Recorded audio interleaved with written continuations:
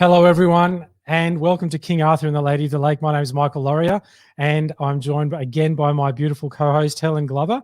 And today we're going to be talking about, this is episode 1, season 3. We're very excited about this.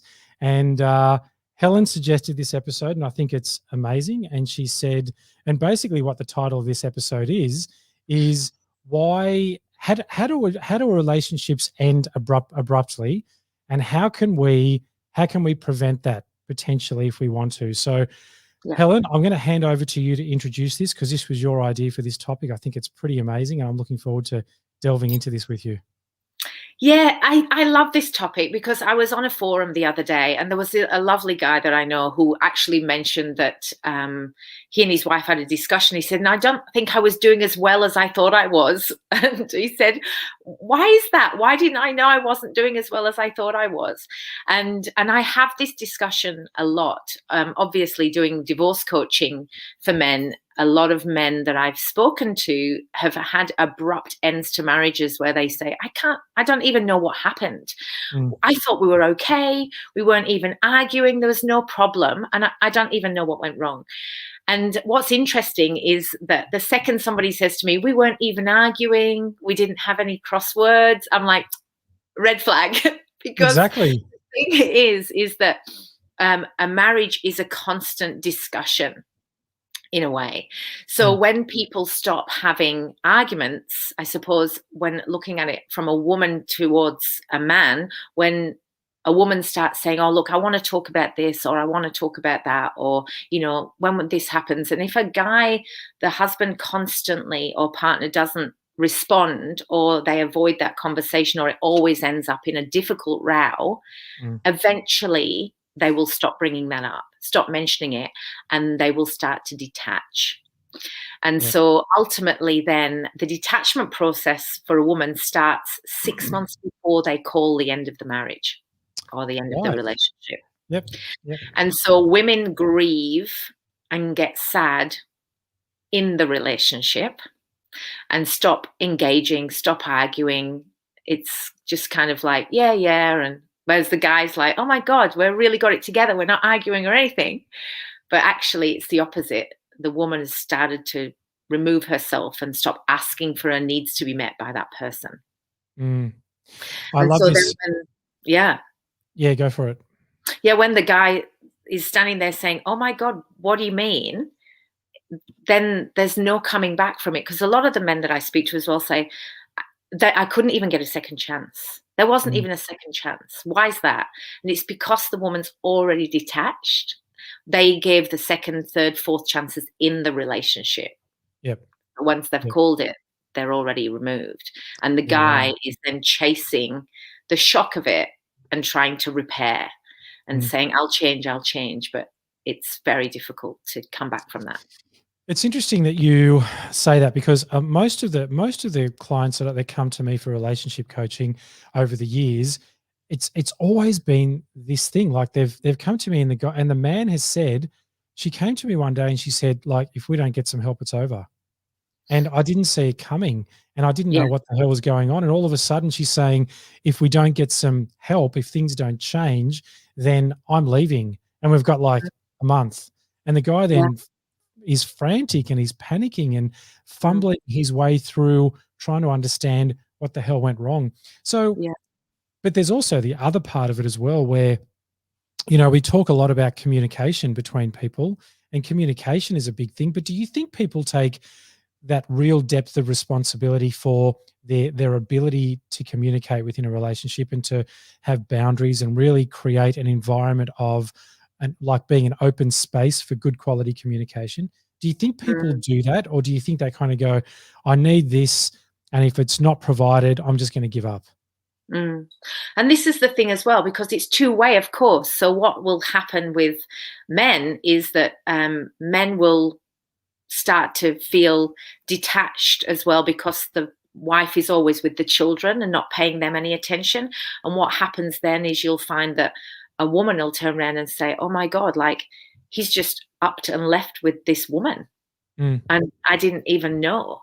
And so it happens from the other side as well, this kind of side swiping, because we get busy doing whatever it is that we're doing and we don't notice the relationship. And that's because we might have intimacy sexually, but we don't have emotional intimacy. Mm. And so to have a relationship with any longevity, you really do need to almost schedule time in for emotional intimacy, where you know that you can go to your partner with anything that's happening and they'll be really interested in you. Mm. So if we were to go back to where this all begins, where do you think this all begins? I'd love to hear your, because I've got a perspective on this from all of the couples Mm, that I've helped over the years. So I kind mm. of think I know where it starts, but where do you think it begins? Well, I mean, every what I do know is every relationship's so unique and different, but there Yeah. are kind of set things. So I always like to preface everything by saying, like, look, it might not be your experience, but there's just a basic generalization. And I think women get busy doing all the different things that they have to achieve, and men avoid conflict by spending more time at work or going out a bit more or spending less time at home to avoid the conflict. And so I think Mm. men generally run from the conflict and women are the chasers. And so there seems to be this kind of, dynamic where there's no set time to work through a disagreement in a way that is a repair situation. It's Yeah. almost like I can't be bothered to have that conversation because it'll end up in a row. Like we're Mhm. resigned to the fact that it'll just end up in a row. So why would we bother? Yeah. Instead of thinking we need to get together and we need to really work this through. And if people approach things in a way of like, let's try and work this through, both of us really want to work this through, rather than like, oh, can't be bothered, she's going to go on about that again. Or, you know Mhm. what, I'll tell him and he won't even listen, so I don't care. Yeah. In these discussions that we have, you and I, we generally always talk about our own personal experiences, because this is really about, talking about those things that are uncomfortable, both for us and for other people as Mm, well, because people don't generally have these discussions, right? So I'm going to share a personal perspective here. Way back in the day when I was married the first time, we got married, we were very, very young. So I was like 21, 22. She was like 19, 20. Kids, right? And so as we grew through our 20s, it became a matter, and I remember, and I still remember, there was a point that I got to where I thought, oh, I can't be bothered. It's going to end up in a fight. This is going to yeah. happen. That's going to happen. And then I future paced all that, and I went, well, I assumed. No, I didn't. I assumed and anticipated what I thought was going to happen, when maybe it wasn't going to. Who knows? Now, to pre-frame all of that, I'm not necessarily upset that the relationship ended, because it wasn't a relationship that was working for either of us in any way. However, I can observe who I was being in that relationship. And it was Mm, exactly what you just said. And it was mm, like, when it started to get difficult, when I thought that the conversations were not going to go towards resolution, and I thought that things were going to be resolved and there was going to be reconciliation, I would do exactly what you just said. I'd spend more time at work. I'd avoid home. I'd avoid discussions. I'd create an environment where I just wasn't an open space or accessible mm, to anything. And so mm, by the time it ended, it was exactly that. There was no fighting, because both of us had just resigned ourselves to the fact that yeah. things weren't working, and they probably weren't. And the discussions around it became compounding over time, became too big to try, Mm, because it was like, you get to a point where it's like, wow, this is all too much. It's all too mm, big. It seems mm, like it's insurmountable. yeah. And for Mm, people that are in relationships that they actually want to save and repair and continue, that can be very dangerous territory to get into. yeah.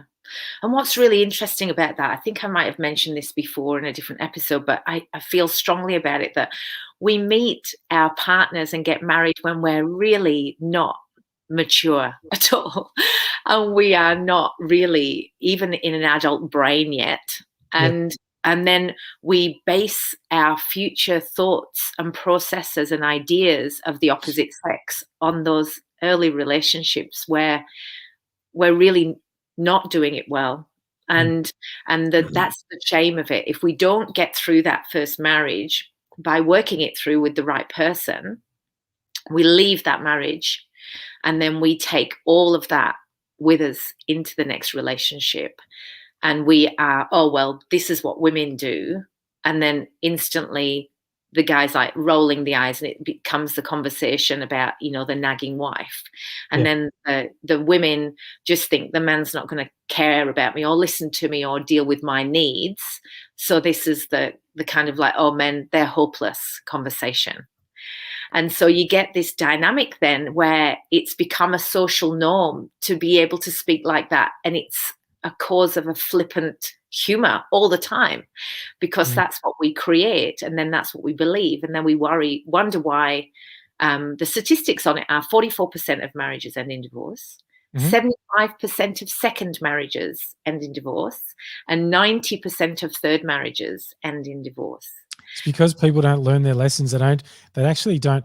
And a lot of women, yes, what was it? What were you going to say? Oh yeah, just the fact that it's like we're not we've decided who the opposite sex is. Yep. Based on that really kind of like immature experience of ourselves in relationship. And I've heard a lot of women say he doesn't take responsibility, he won't do this, and these real blanket statements, right, that don't always apply to all men. Men don't take responsibility. Men don't step up. Men don't do this. Men don't do that, right? And it creates some damaging paradigms within people and within relationships, because when a man is hearing that all the time, it's like, well, what's the point? I'm not going to then. If that's how you really feel, then I won't. And a woman is exactly the same. Like, if that's how you really feel, then I won't. And of course, when we stop standing in our power and creating some good quality boundaries around love and respect and self-worth and all of that, then things will eventually fall apart, won't they? Yeah. And I mean, that narrative around women being hysterical or being crazy, and men being lazy, and men being, lazy and, avoidant, really. Yep. And so it sets up this constant dynamic that's accepted as a social norm. Yep. And so then we actually joke about it. I mean, you look at dating sites, and even dating sites are laughing about the kind of social norms. And you think, how am I supposed to be going on a date with you when I've already been told in your profile what you think about women? Yeah, or I've looked at your profile, I've read your profile, and I'm going to apply my own standards, my own perceptions onto your profile because of that one thing that you said. Then I'm going to assume that you are exactly like my ex or my XXX or whatever it might be, right? And then they go on a date with these preconceived ideas. I've heard this so many times of who a person is going to be and what they stand for or don't stand for. And of course, the date goes nowhere. And because people come in with preconceived ideas about what this person is like, then what do they do after the first date? Then they play the games, they play the ghosting games, the waiting games, all the things, right? And then of course it doesn't go anywhere, and it just reinforces people's beliefs about the opposite sex. So yeah, that's right. It's very interesting. I think there's a real big, we could probably do a separate episode on how to learn lessons from your previous relationship and not bring them into the new one. Maybe that can be episode number 2. So what we often do is we talk about the problem for the first part of the episode, and then we start to offer solutions or discuss solutions about how people can resolve this. So over to you, Helen. What do you think is a good thing for people to do in relationships to avoid this abrupt end, this real like, it's finished, I've had enough, and there's no space for reconciliation? Well, it is about noticing. You have to have awareness. We have this kind of autopilot that we all go into. And the minute we start to create any kind of awareness around anything that we're doing, we notice. And it's actually about noticing and becoming aware. And I mean, that word of being present is a little bit overused these days, but it is that. It's not just being like present and to the moment, but noticing your own comebacks when you snap about something and then notice, I actually just did that just then, and I don't know whether that was necessary. And starting to notice your own behaviors and starting to notice how you respond to something that you find annoying, becoming really curious about where you've got to in your relationship. And one thing that I talk about as well to clients is that we become we become locked in a relationship where we stop speaking to each other nicely. Mm-hmm. And we don't have an intimate level of communication. So when we do start being loving or kind towards each other, it feels weird. Yep. And so there's this kind of like, I couldn't do that. It's like embarrassing. And they're almost embarrassed of being loving or really beautiful to their partner because it's not normal for them to do that. So that's really interesting as well, to start to use more loving language and more kind of like, is this really important? Probably not. And then if somebody is speaking in the relationship, you're in a rushing around. Like, for example, if a woman is talking to you while you're getting ready for work and you've got to get out of there, you can't bother to hear it, just to engage and say, is this really important? Because if this is really important, maybe we can actually get together and talk about it because I can't listen to you right now. Something like that. And the woman goes, oh, like I How feel dare you not heard. make time for me right now? What's So more important here? I just think that's the opposite to what I would do. I'd be like, oh, okay, so you've heard that it's important, and I get that you're leaving for work. So that's where the responsibility for the other partner comes in. You know, look, I've heard you, and I can't do this now. You've picked a bad time. But instead of saying, you've picked a bad time, I can't talk to you about it right now, just like, if this is important, when can we talk about it? Oh, well, we can talk about it. Okay, let's make sure we do that. And then that night, make sure that you do that. And so to give that give and take where you can see people making an effort and make it easy for each other to make an effort rather than picking them up on an effort that they might be making. Yeah, I love that. I was taking some notes while you were talking because I got some perspectives on this too. Absolutely awareness, right? Awareness is a massive one. Being self-aware of your own reactions or responses and how you feel before you open your mouth. And I have this saying, right? Try to allow words to pass over your lips rather than escape your mouth. And so that's about conscious communication rather than unconscious, shadow projection, for instance, in communication. And so some other things that I've noticed as well is that I've taken some notes about too is to notice patterns of behavior in our partner and in ourselves, right? Because if we can start to observe patterns of behavior that don't serve good quality communication and they don't serve the relationship for connection and intimacy, patterns within ourselves about how we respond or react, patterns in our partner that we might be able to help bring to their awareness as well, then we both practice some honesty, some responsibility around that.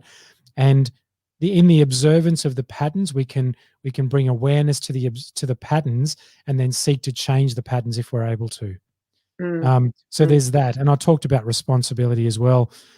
Having some standards of behavior for ourselves and our partner and calling our partner, like actually sitting down and going, what are the standards of behavior here? What is acceptable and what isn't?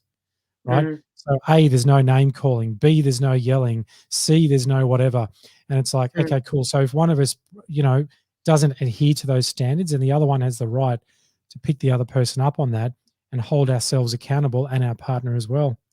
And then there's this piece around self-worth, having an attitude of self-worth around what you will tolerate and what you won't tolerate, what is acceptable, what isn't, standing for that and creating some boundaries around it as well.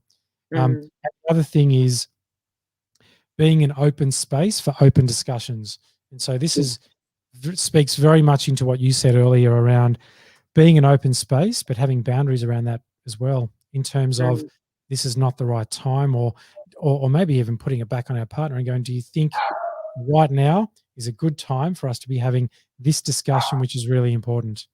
And so then we set up some really good quality communication and it's like, I'm not avoiding you. I do want to speak about this, but when we're both able to be present, engaged, consciously communicating as well. Yeah. So I think there's some really good things that people could choose to do in relationships. What do you think? Yeah. And the affection piece. Maybe we can talk about PDAs another time. Yeah, we could. So that's good. We were talking about this earlier, wasn't it? What are we going to talk about today? What are we going to talk about in the future? We've just got 2 more things, so that's really good. Awesome. That's right. So we did say that we wanted to finish it up at around 20 minutes or so. So we're almost there. Any final words, Helen? Look at us. We did so well today. This is what happens. This is what happens when you step into something with some experience and some intention. Yeah. And because we've done this a bit, right? Well, how many episodes have we got? 22, I think we've got up. This is the Yeah. 23rd. So we're old hat at this now, aren't we? We're getting onto it. It's good. Yep. Yep. So we'll keep it tight. What were some last words, Helen? Yeah, I just think it's really what's really interesting is everybody's different experience of relationships and the kind of men-woman thing, the masculine, feminine. And as we know, when we say masculine, feminine, as in how it works within each of us. So are we bringing an over-masculine energy to the relationship where it's controlling? Is there a battle of the masculine in the house, or are we kind of emasculating another person, or are we being dominated by too much masculinity coming at us? Is there not enough feminine in the man to be able to hear us and to be able to relax into emotion and being able to deal with emotion, not as kind of like, I don't do that. So there's all these different experiences. It would be really interesting to get people's feedback on what they think about that. And that will, again, give us more topics to talk about. Absolutely. Cool. Well, that's another good discussion, Helen. I enjoyed that. Thank you. Awesome. Always a pleasure, Michael. Oh, same here. And we will look forward to seeing everybody again next week at exactly the same time for another episode of King Arthur and the Lady of the Lake. We'll see you then. Thank you.